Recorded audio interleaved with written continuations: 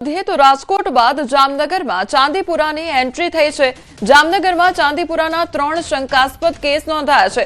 2 जामनगर में अने 1 केस द्वारका में नोंधायो छे। 3 बाळको जामनगरनी होस्पिटल में सारवार हेठळ छे। 3 दर्दीओनी हालत गंभीर छे। 3 बाळकोना सेम्पल लेवामां आव्या छे तो केस नोंधाता आरोग्य विभाग में दौड़धाम मची गई छे। आज रोज जीजी होस्पिटल खाते चांदीपुरा वायरसना शंकास्पद लक्षणों धरावता 3 केस दाखल थयेला छे। आ केस में बाळकोने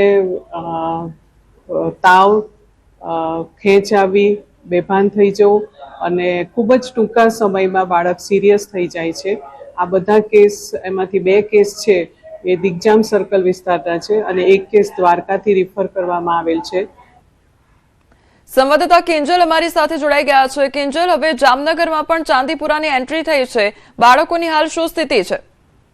हाँ बिल्कुल कोमल, जे प्रकारे बात करवामां आवे जामनगर में पण चांदीपुराना जे केसो छे ते सामे आव्या छे।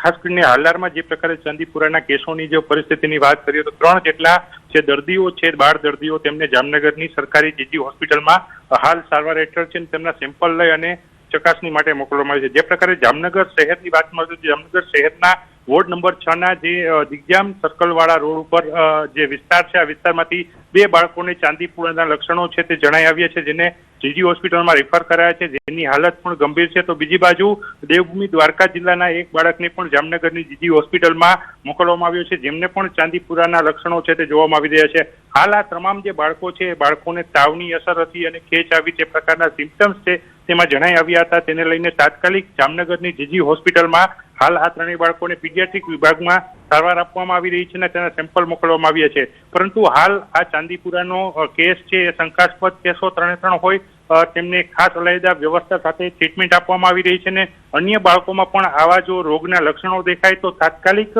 आरोग्य केन्द्र अने होस्पिટલમાં संपर्क करवा माटे तबीबोनी सलाह छे ते लेवा माटे जणाववामां आव्युं छे अने आरोग्य विभाग पण हाल आ चांदीपुराना केसो वधी रह्या छे अने जे प्रकारे शंकास्पद दर्दीओ सामे आवी रह्या छे तेने लईने सतर्कताना तमाम पगलाओ छे ते लई रह्या छे। कोमल जी किंजल, समग्र माहिती बदल आपनो आभार। वडोदराમાં ચાંદીપુરા વાયરસનો પ્રથમ શંકાસ્પદ કેસ નોંધાયો છે। ગોત્રી જીમર્સ હોસ્પિટલમાં બાળક દાખલ કરવામાં આવ્યું છે। વાયલી વિસ્તારના 3 વર્ષના બાળકમાં લક્ષણો જોવા મળ્યા છે। બાળકના સેમ્પલ પૂના ગાંધીનગર લેબોરેટરીમાં મોકલવામાં આવ્યા છે। વાયરસ મુખ્યત્વે સેન્ટ ફ્લાય માખીથી ફેલાય છે। 15 વર્ષથી નાના બાળકો માટે વધુ જોખમી છે તો તંત્ર દ્વારા સમગ્ર વિસ્તારમાં ફોગિંગની કામગીરી શરૂ કરવામાં આવી છે। મોસ્ટ ઓફ ધ બધા પેશન્ટ ગોધરા પંચમહાલ બાજુથી જ આવે છે, તો આઈ થિંક ત્યાં પણ થોડું વર્કઆઉટ હેલ્થ ડિપાર્ટમેન્ટો વર્ક કરે છે। ત્યાંનું જે બી પ્રિવેન્શન માટે જે બી કરવાનું હોય એ ત્યાં લેવલ પર કરવું જોઈએ। અત્યાર સુધી એવું માનવામાં આવ્યું, મતલબ હકીકત છે કે બધા ગોધરા પંચમહાલના જ હોય છે, તો ત્યાંના ડિસ્ટ્રિક્ટ લેવલ પર થોડું પ્રિવેન્શન માટેનું કાર્યવાહી થવી જોઈએ। 3 કેસ છે જે પંચમહાલ ગોધરાના છે। 3ના કેસ રિપોર્ટ ચાંદીપુરમનો વાયરસ નેગેટિવ આવ્યું છે। એમાંથી એક વરુણ કરીને છોકરો છે, એ થોડો 3.5 યર એ વેન્ટિલેટર પર છે। બાકી 2 જે છે એ વોર્ડમાં છે અને તબિયત સારી છે। બનાસકાંઠામાં ચાંદીપુરા વાયરસનો કહેર જોવા મળી રહ્યો છે। બનાસકાંઠા આરોગ્ય વિભાગ એલર્ટ મોડ પર જોવા મળી રહ્યું છે। 479 ટીમ બનાવીને તપાસ હાથ ધરવામાં આવી છે। તમામ તાલુકા કક્ષાએ બાળરોગ ડોક્ટરોને સૂચના આપવામાં આવી છે। તકેદારી રાખવા માટે સૂચના આપવામાં આવી છે। છતાં પણ આગોતરી તૈયારીના ભાગરૂપે છેલ્લી 10 તારીખથી સઘન રીતે ચાંદીપુરમ એન્કેફેલાઇટિસના કારણે જે એક્યુટ એન્કેફેલાઇટિસ સિન્ડ્રોમ થાય છે એના સર્વેલન્સને સઘન બનાવવામાં આવ્યું છે। એ માટે અહીંના જિલ્લાના તમામ બાળરોગ નિષ્ણાતોને આવો કોઈ કેસ નોંધાય તો એની પર પૂરતું ધ્યાન રાખવાનું અને અત્રે જાણ કરવા માટે તાકીદ કરવામાં આવેલ છે। તેમજ જિલ્લાની અંદર હાલ દૈનિક ધોરણે 479 ટીમો આનું સર્વેલન્સ કરી રહી છે। વડોદરાના ડભોઈમાં ગુનેગારો પર બુલડોઝર એક્શન જોવા મળી રહ્યું છે। પોલીસ પર હુમલો કરનારા સામે કડક કાર્યવાહી કરવામાં આવી છે। આરોપીના ગેરકાયદેસર દબાણ પર બુલડોઝર ચાલ્યું છે। સુરજ ફળિયામાં ગેરકાયદેસર બાંધકામ તોડી પાડવામાં આવ્યું તો પોલીસ અને નગરપાલિકાની સંયુક્ત કાર્યવાહી હાથ ધરવામાં આવી છે। બીટ જમાદાર ઉપર હોસ્પિટલમાં હુમલો કરવામાં આવ્યો હતો ત્યારે 11 આરોપીઓ સામે ગુનો નોંધાયો હતો। 4 આરોપીઓને પાસા હેઠળ જેલ ભેગા કરવામાં આવ્યા હતા। કાયદો હાથમાં લેનાર સામે પોલીસનો સકંજો જોવા મળી રહ્યો છે। આ ગુનાની તપાસ દરમિયાન આ જ ગુનાના આરોપી સિકંદર કરાસિયા નાઓનું સુરજ ફળિયામાં આવેલું મકાન ગેરકાયદેસર હોવાનું માલુમ પડતા તે અનુસંધાને ડભોઈ નગરપાલિકાને રિપોર્ટ કરવામાં આવેલો અને એ રિપોર્ટના આધારે આજરોજ કાર્યવાહી કરી તેનું ગેરકાયદેસરનું જે સુરજ ફળિયામાં મકાન આવેલ છે તેને પણ જમીનદોસ્ત કરવામાં આવેલ છે। ડાંગમાં ઓનલાઈન શોપિંગના નામે ઠગાઈ આચરવામાં આવે છે। 63,000ની છેતરપિંડીનો ભેદ ઉકેલાયો છે। પોલીસે છેતરપિંડી કરનારા 2 આરોપીઓને ઝડપી પાડ્યા છે। જયપુરથી પકડાયા સાયબર ઠગ ત્યારે સોશિયલ મીડિયાના માધ્યમથી ઠગાઈ કરતા હતા। નકલી પ્રોફાઇલ બનાવી ફ્રોડ કરતા હતા। 85,000ની કિંમતના 2 મોબાઈલ પણ જપ્ત કરવામાં આવ્યા છે। ફેક આઈડી બનાવીને ઓનલાઈન શોપિંગની જાહેરાતના આધારે એક 63,000નો એક ફ્રોડ થયેલો હતો, જેના આધારે એફઆઈઆર દાખલ કરી ડાંગ જિલ્લા પોલીસ દ્વારા એની તપાસ કરવામાં આવેલી હતી, જેમાં ટેકનિકલ એનાલિસિસના આધારે જયપુર જિલ્લાના 2 આરોપી દોલતરામ બદ્રીનારાયણ રેગર તથા અંકિત સોહનલાલ મીણા બંનેની હાલ પોલીસ દ્વારા ધરપકડ કરવામાં આવેલી છે। અમદાવાદ શહેરમાં ભૂવા રાત જોવા મળી રહ્યો છે। 24 કલાકમાં 2 જગ્યાએ ભૂવા પડ્યા છે તો રાજપથ બાદ હવે ગોતામાં ભૂવો પડ્યો। ગોતા ચાંદલોડિયા રોડ પર આવેલા મંદિર પાસે ભૂવો પડ્યો। ભૂવો પડતા સ્થાનિકોમાં ભયનો માહોલ જોવા મળી રહ્યો છે। અચાનક વહેલી સવારે ભૂવો પડતા રોડ પર બેરિકેડ લગાવવામાં આવ્યા છે તો અમદાવાદમાં ખાડા રાત જોવા મળી રહ્યું છે। ભૂવા પડતા નજરે પડી રહ્યા છે તો વગર વરસાદે ભૂવો પડવાનો સિલસિલો યથાવત જોવા મળી રહ્યો છે, જેના કારણે વાહન ચાલકો હેરાન પરેશાન થઈ રહ્યા છે।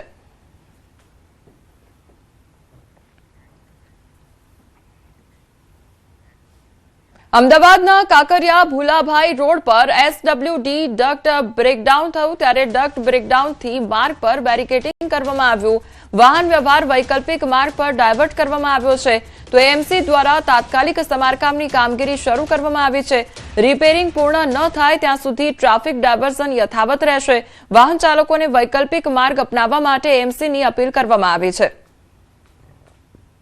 બહુ મુશ્કેલી પડે છે। પાણી આવતું હતું એટલે ખાડો પડી ગયો હતો તો એમાં પાણીની પાઇપલાઇન ખોદાઈ ગઈ। ખોદવા માટે પાણીની લાઈન નાખશે નવી હમણાં ને નાખશે પછી બરાબર થઈ જશે, ત્યારે થઈ જશે, રસ્તો ખુલી જશે। પણ અત્યારે તો બહુ તકલીફ પડી રહી છે।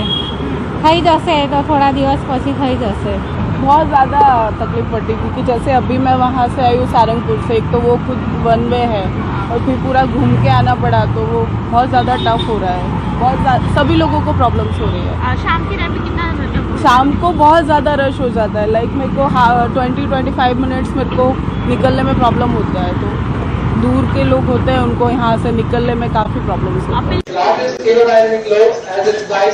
है। at Mach 1.5 at an altitude of nearly 9 kilometers. Vikram अपनी सफलतापूर्वक मैक पार कर लिया है और इस दल का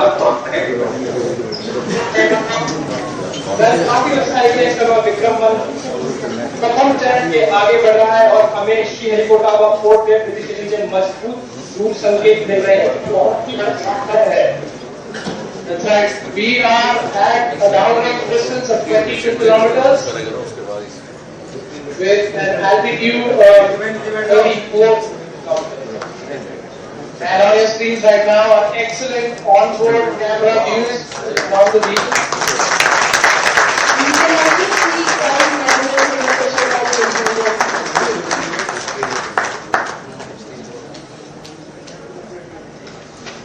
Vehicle is currently at an altitude of 50 kilometers.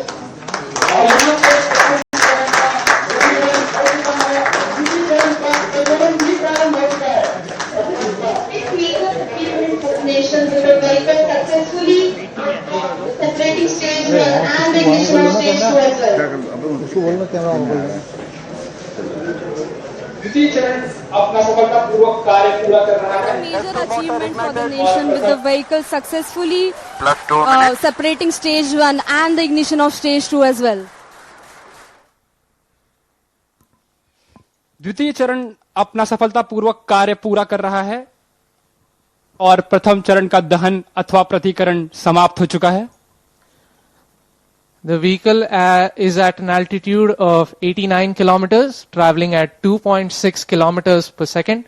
Of course, our target velocity for today is 7.6. S2 performance normal. We've just heard call out that the S2 performance or the stage 2 performance is nominal.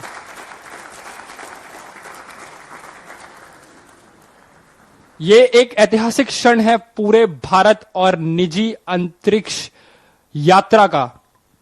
This vehicle has crossed 100 kilometers of altitude, which is the notion of edge of space, and we have reached space, guys.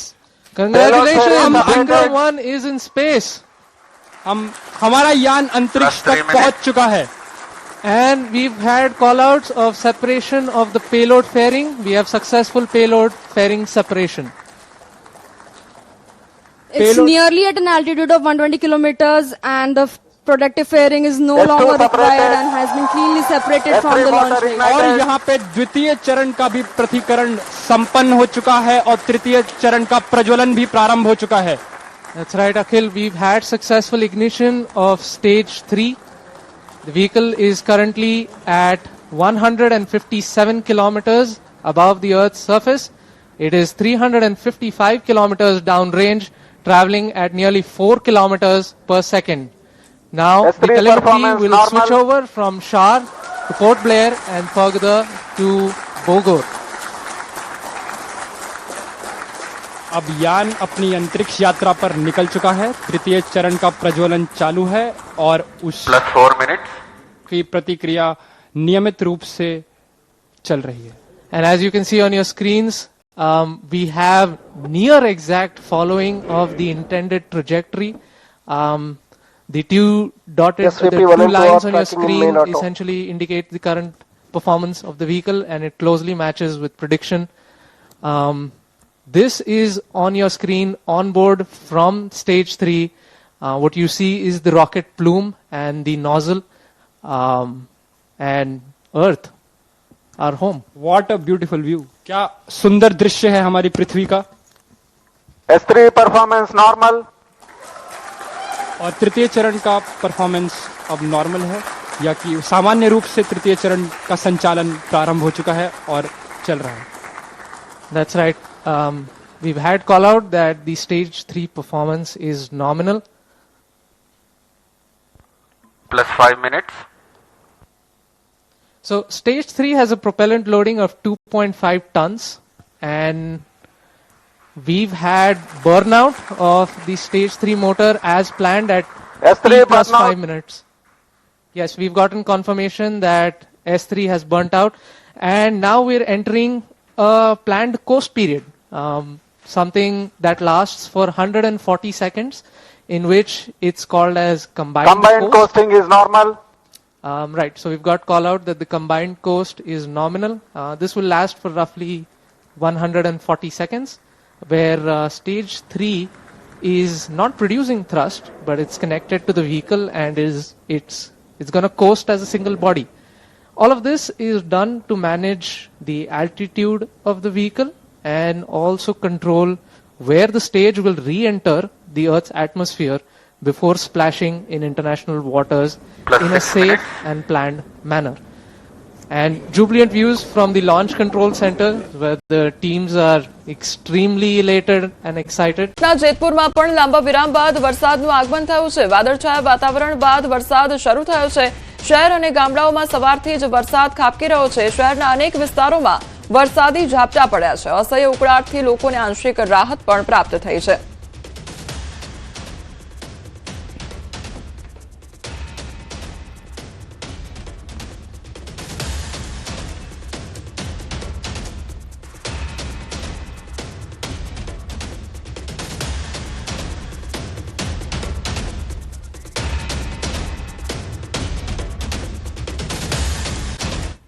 વડોદરામાં હવે ભારે ઉકળાટ બાદ વરસાદ જોવા મળ્યો છે। સવારથી જ ધીમી ધારે વરસાદ શરૂ થયો છે। કેટલાક વિસ્તારમાં ધોધમાર વરસાદ વરસ્યો, તો ક્યાંક ધીમી ધારે તો ક્યાંક વાદળિયું વાતાવરણ જોવા મળ્યું છે। શહેરના અલગ અલગ વિસ્તારોમાં હળવાથી મધ્યમ વરસાદ જોવા મળ્યો છે। વરસાદી માહોલથી શહેરમાં ગરમીથી રાહત પ્રાપ્ત થઈ છે। ઠંડકનો અનુભવ પણ થઈ રહ્યો છે।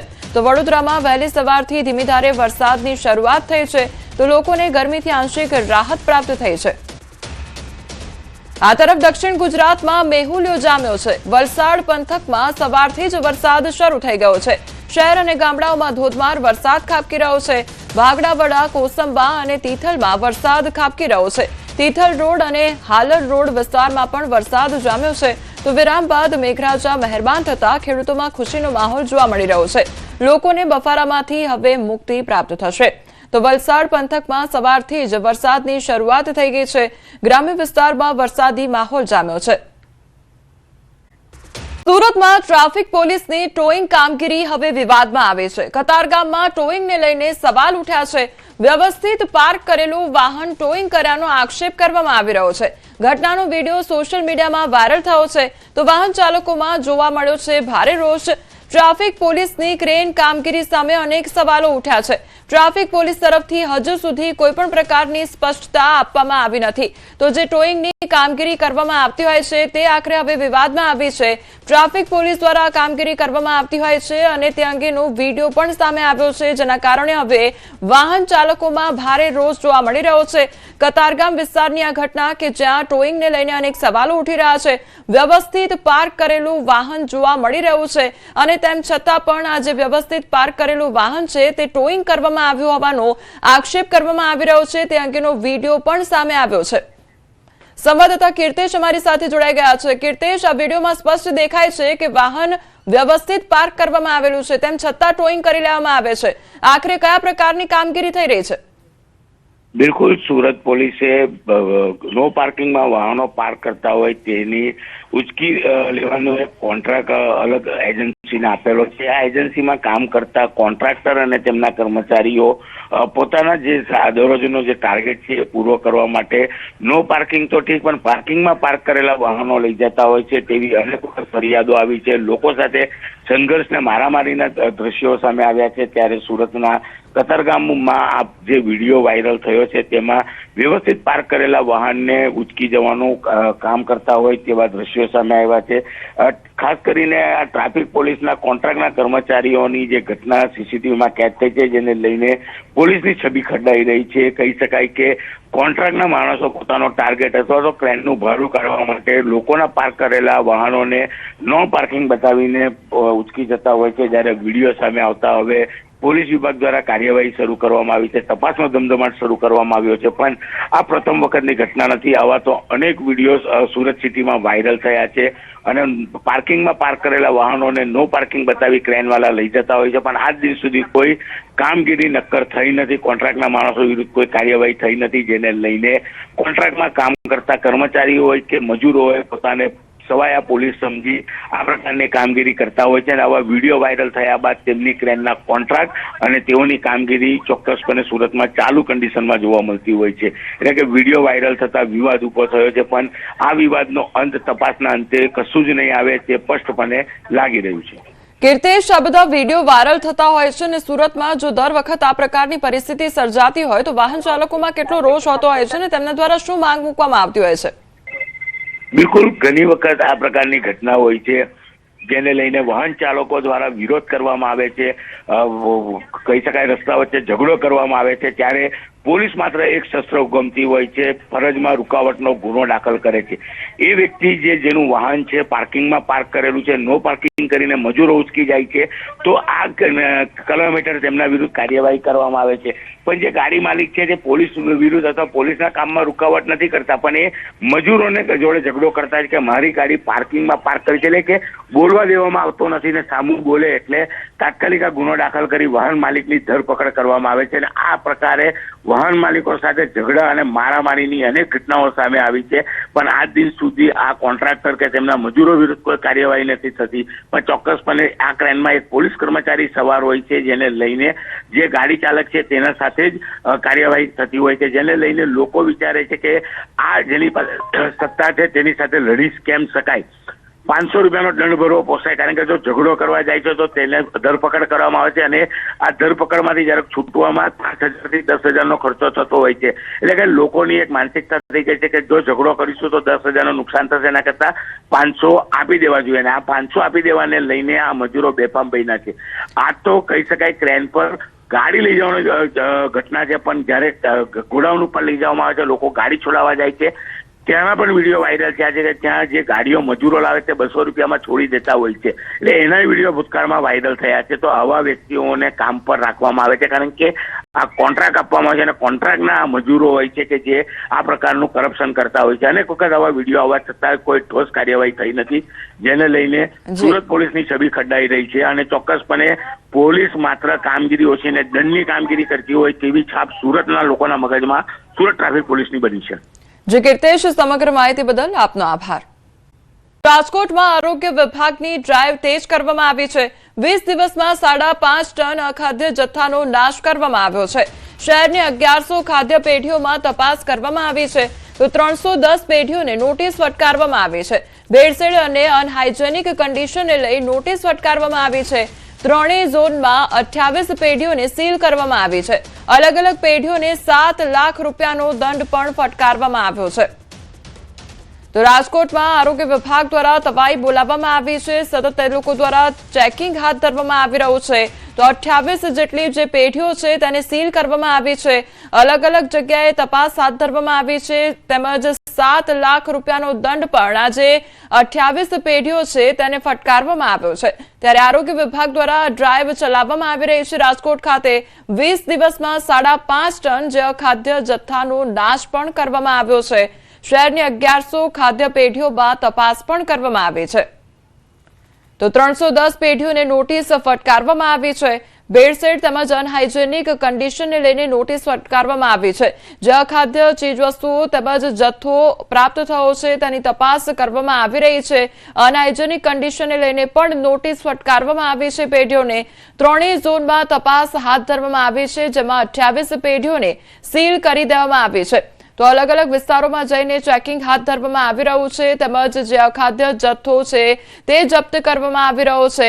આ સાથે જે સીલની કામગીરી છે તે પણ કરવામાં આવી રહી છે. અલગ અલગ પેઢીઓને સીલ કરવામાં આવી છે. અત્યાર સુધી 28 જેટલી પેઢીઓને સીલ કરી દેવામાં આવી છે. પેઢીઓને 7 લાખ રૂપિયાનો દંડ પણ ફટકારવામાં આવ્યો છે. તો લોકોના સ્વાસ્થ્ય સાથે ચેડા ન થાય તે પ્રકારનું ધ્યાન રાખવામાં આવી રહ્યું છે અને ખાસ આરોગ્ય વિભાગની ટીમ દ્વારા ચેકિંગ કરવામાં આવી રહ્યું છે.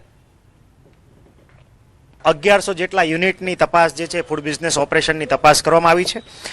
આ પૈકી જે છે 310 જેટલા એકમોને ખાસ કરીને હાઇજેનિક કન્ડિશન જાળવવા માટે ઉપરાંત લાયસન્સ મેળવવા માટે અને ખાસ કરીને માલનો જે સંગ્રહ જે છે એ હાઇજેનિક કન્ડિશનમાં અને કોલ્ડ સ્ટોરેજમાં ન કરવા માટેની સૂચનાઓ આપતી તાકીદ આપતી નોટિસો પણ જે છે 310 ફટકારવામાં આવી છે. તો અમારી સાથે હાલ સંવાદદાતા હાર્દિક જોડાઈ ગયા છે. હાર્દિક, અત્યારે રાજકોટ ખાતે આરોગ્ય વિભાગની ટીમ દ્વારા કયા પ્રકારે ચેકિંગ કરવામાં આવી રહ્યું છે? જી કમલ, હવે જે અખાદ્ય જે ખોરાક છે વેચનારાઓ સામે જે છે એ કડકમાં કડક કાર્યવાહી કરવામાં આવી રહી છે.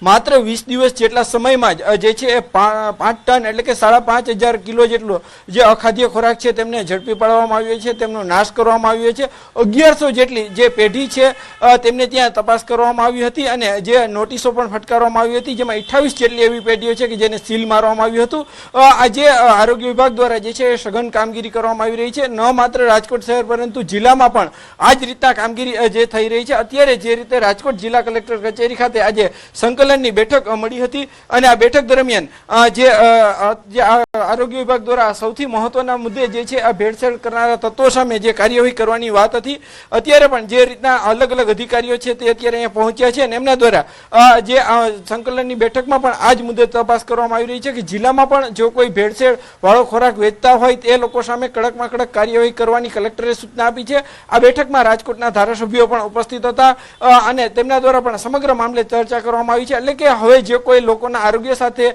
ચેડા કરનારા શખ્સો છે તે રાજકોટ શહેર હોય કે જિલ્લા હોય તેમના સામે જે છે કડકમાં કડક કાર્યવાહી કરવામાં આવી રહી છે. રાજકોટ શહેરમાં છેલ્લા 1 મહિનાથી આ રીતના ઝુંબેશ ચાલે છે. આ ઉપરાંત જિલ્લામાં પણ જે છે અલગ અલગ જગ્યાએ જે આરોગ્ય વિભાગ દ્વારા દરોડા પાડવામાં આવી રહ્યા છે. જે પણ જગ્યાએથી અખાદ્ય વસ્તુઓ મળે છે તેમને નોટિસ અને જે સીલ મારવાની કાર્યવાહી પણ કરવામાં આવી રહી છે. જી કોમલ. જે હાર્દિક, અત્યાર સુધી કેટલી પેઢીઓમાં તપાસ હાથ ધરવામાં આવી અને આ સાથે કેટલી પેઢીઓને નોટિસ ફટકારવામાં આવી છે, કેટલો જથ્થો જે અખાદ્ય જથ્થો છે તે જપ્ત કરવામાં આવ્યો છે? ચોક્કસથી અત્યાર સુધીમાં જે છે 1100 થી વધુ જે પેઢી છે તેમાં તપાસ કરવામાં આવી રહી છે. રાજકોટ શહેરમાં જે છે છેલ્લા 20 દિવસ જેટલા સમયથી સઘન ચેકિંગ કરવામાં આવી રહ્યું છે. આશરે જે છે 300 થી પણ વધુ જે પેઢી છે તેમને નોટિસ પણ આપવામાં આવી છે. 20 થી વધુ જે છે દુકાનદારો તેમને સીલ પણ કરી દેવામાં આવ્યા છે અને જે છે 5300 કિલો અખાદ્ય ખોરાકનો નાશ કરવામાં આવી રહ્યો છે. એટલે કે આરોગ્ય વિભાગ છે તે હવે કોઈ પણ સંજોગોમાં અખાદ્ય ખોરાક વેચનારાઓને બક્ષી દેવાના મૂડમાં નથી. જે કોઈ આવા શખ્સો હોય જે લોકોના આરોગ્ય સાથે ચેડા કરતા હોય તેમને જે છે તેમના ઉપર સઘનમાં સઘન કાર્યવાહી થઈ રહી છે. આશરે જે છે 2 લાખ રૂપિયા જેટલો દંડ પણ ફટકારવામાં આવી રહ્યો છે. એટલે કે જે આરોગ્ય વિભાગ છે રાજકોટ શહેરનું હોય કે જિલ્લાનું તેમના દ્વારા અલગ અલગ જગ્યાએ તપાસ કરવામાં આવી રહી છે, દંડ કરવામાં આવી રહ્યા છે અને સીલ પણ જે કરવામાં આવી રહી છે. જી કોમલ. જે હાર્દિક, સમગ્ર માહિતી બદલ આપનો આભાર.